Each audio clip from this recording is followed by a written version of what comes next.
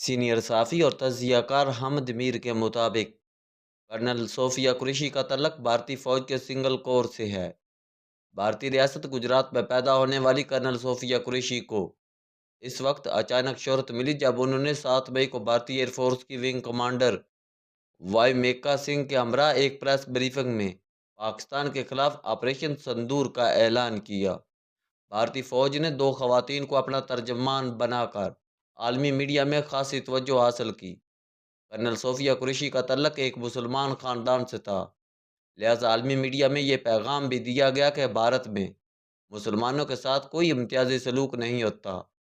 Colonel صوفیہ قریشی کا والد بھی بھارتی فوج میں خدمات سر انجام دے چکے ہیں اور ان کے خاوند کرنل تاج الدین کا تعلق بھی بھارتی فوج سے ہے۔ کرنل صوفیہ قریشی نے آپریشن سندور کے متعلق سچ بولا یا جھوٹ؟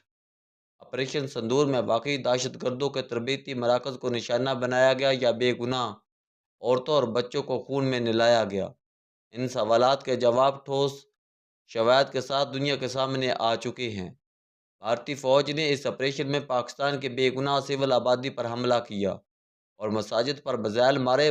باولپور مرید کے اور مظفر آباد کی مساجد کو تباہ کر کے ایک مسلمان فوجی افسر سے یہ اعلان کرایا گیا کہ ہم نے دہشت گردوں پر حملہ کیا ہے، پاکستان کی فوج پر حملہ نہیں کیا۔ چند دن تک تو کرنل صوفیہ قریشی کی بھارت میں بڑی واہ واہ ہوئی، لیکن جب بھارت نے پاکستان کے فوجی اڈوں پر حملہ کیا تو پاکستان کے جوابی حملوں نے بھارتی حکومت کے ہوش اڑا دیے۔ پاکستان ایئر فورس، آرمی اور نیوی نے مل کر بھارت کا غرور خاک میں ملا دیا۔ بھارت نے امریکہ سے مداخلت کی درخواست کی اور امریکہ کے صدر ڈونلڈ ٹرمپ نے پاکستان اور بھارت میں سیز فائر کا اعلان کر دیا۔ یہ سیز فائر صرف بھارتی میڈیا نہیں بلکہ بھارت کی حکمران جماعت بی جے پی کے لیے بھی کسی ذہنی صدمے سے کم نہ تھا، کیونکہ انہیں تو یہ بتایا گیا تھا کہ آپریشن سندور کا نتیجہ پاکستان کے خاتمے پر ہوگا۔ آپریشن سندور کے بعد پاکستان پہلے سے زیادہ مضبوط ریاست کے طور پر ابھر کر سامنے آیا اور بھارت کی ساکھ دنیا بھر میں مجروح ہوئی۔ وہ بھارت جو ہمیشہ مسئلہ کشمیر پر امریکہ سمیت کسی بھی تیسرے ملک کی ثالثی کو مسترد کر دیتا تھا، اس بھارت کے لیے امریکی صدر ڈونلڈ ٹرمپ کے بیانات عظمیت کا باعث بن رہے تھے۔ بھارتی وزیر اعظم نریندر مودی دعویٰ کر رہے تھے کہ پاکستان نے سیز فائر کے لیے بھارت سے رابطہ کیا ہے، لیکن ٹرمپ نے بار بار بتایا کہ سیز فائر تو انہوں نے کرایا، بلکہ سعودی عرب کے دورے کے دوران انہوں نے یہ بھی بتایا کہ امریکی وزیر خارجہ عنقریب پاکستان اور بھارت کے وزرائے اعظم کو ڈنر پر اکٹھا کرنے کی کوشش کریں گے۔ ٹرمپ کے بیانات نے مودی کو ایک مذاق بنا دیا، لہذا بی جے پی اور آر ایس ایس نے پہلے تو بھارت کے سیکرٹری خارجہ وکرم مسری کے خلاف گالی گلوچ کا طوفان برپا کیا اور پھر ان کا اگلا نشانہ کرنل صوفیہ قریشی بن گئی، جس خاتون فوجی افسر نے آپریشن سندور کی کامیابی کا اعلان کیا۔ اسی خاتون افسر کو بی جے پی کی قیادت نے دہشت گردوں کی بہن قرار دے دیا۔ کرنل صوفیہ قریشی کے خلاف سب سے قابل مذمت تقریر بھارتی ریاست مدھیہ پردیش کے وزیر قمر وجے شاہ نے کی۔ انہوں نے پیر کو اندور میں ایک جلسے سے خطاب کرتے ہوئے نریندر مودی کے وژن کی بہت تعریف کی اور کہا کہ مودی جی نے دہشت گردوں کے خلاف کامیاب آپریشن کا اعلان ان کی ایک بہن سے کرایا، جس نے پوری دنیا کو بتایا کہ ہم نے دہشت گردوں کو ان کے گھر میں گھس کر مارا۔ قمر وجے شاہ 8 مرتبہ مدھیہ پردیش اسمبلی کے رکن منتخب ہو چکے ہیں اور بی جے پی کے اہم رہنماؤں میں شمار ہوتے ہیں۔ ان کی اس تقریر کے خلاف سب سے پہلا اعتراض بھارتی صحافی راج ادیب نے کیا، جس کے بعد کانگریس نے مطالبہ کیا کہ قمر وجے شاہ کو مدھیہ پردیش کی کابینہ سے نکالا جائے۔ بھارتی میڈیا میں یہ سوال بھی اٹھایا گیا کہ کرنل صوفیہ قریشی کو 1-2 بریفنگز کے بعد منظر سے ہٹا دیا گیا، جس بریفنگ میں بھارت کی تینوں مسلح افواج کے آپریشنل سربراہوں نے ملفوف انداز میں اپنے نقصانات کا اعتراف کیا۔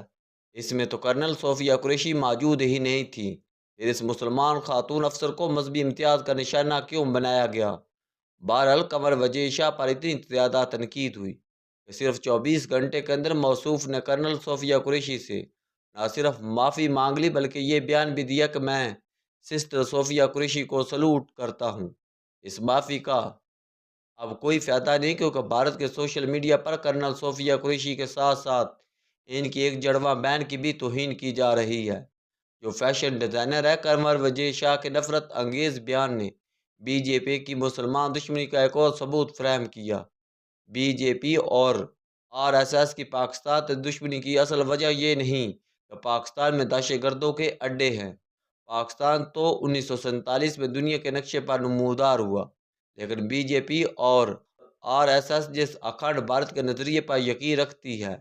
نظریہ 1937 میں ہندو مہاسبھا کے لیڈر ساورکر نے پیش کیا تھا، جو مسلمانوں اور مسیحیوں کو آؤٹ سائڈرز قرار دیتا ہے۔ ساورکر کے اکھنڈ بھارت میں قیام امن کی ویز ضمانت یہ ہے کہ مسلمان اور مسیح اپنا مذہب چھوڑ کر ہندو بن جائیں۔ ظاہر ہے کہ اس نظریے کے ماننے والے صرف پاکستان کے نہیں بلکہ بھارت کے ہر مسلمان اور مسیح کے دشمن ہیں۔ لہذا کرنل صوفیہ قریشی جیسے مسلمان بھارتی ریاست کی جتنی بھی خدمت کر لیں، لیکن قمر وجے شاہ جیسے دیش بھکت انہیں دہشت گرد ہی کہیں گے۔ ظاہر ہے کہ بھارت کے تمام ہندو قمر وجے شاہ جیسے متعصب اور منافق نہیں ہیں، لیکن ان تمام مسلمان دشمنوں کا لیڈر نریندر مودی ہے۔ آپریشن سندور کی ماسٹر مائنڈ کرنل صوفیہ قریشی تھی اور نہ ہی وکرم مسری تھے۔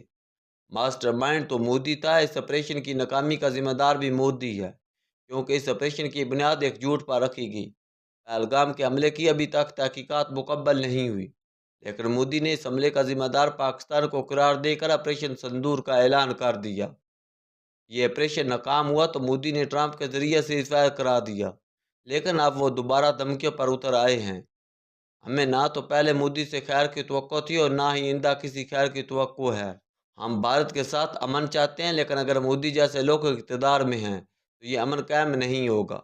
مودی جیسے لوگ صرف پاکستان کے لیے نہیں بلکہ بھارت کے ہر مسلمان اور مسیح کے لیے خطرہ ہیں، کیونکہ یہ ان دونوں مذاہب کے پیروکار کو آؤٹ سائڈر سمجھتے ہیں۔ کرنل صوفیہ قریشی جیسے بھارتی مسلمان ہمدردی کے مستحق ہیں۔ جب تک بی جے پی اور آر ایس ایس اپنی انتہا پسندانہ سوچ نہیں بدلتی، کرنل صوفیہ قریشی بھارت میں ایک آؤٹ سائڈر ہی رہیں گی۔